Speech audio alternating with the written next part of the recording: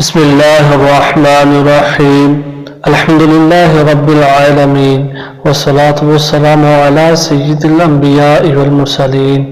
السلام علیکم ورحمۃ اللہ وبرکاتہ۔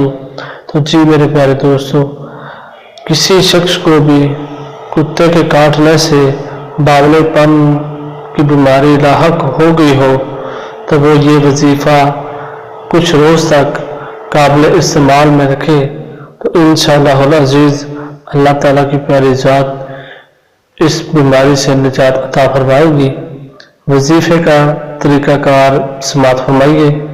کسی بھی کھانے والی چیز، روٹی یا کسی بسکٹ کے 40 ٹکڑے کر لیجئے اور ان 40 ٹکڑوں کے اوپر یہ آیت مبارکہ تلاوت فرمائیے اور روزانہ ایک ٹکڑا نوش فرما لیجئے۔ انشاءاللہ العزیز اللہ تعالیٰ کی پیاری ذات اس بیماری سے نجات عطا فرمائے گا۔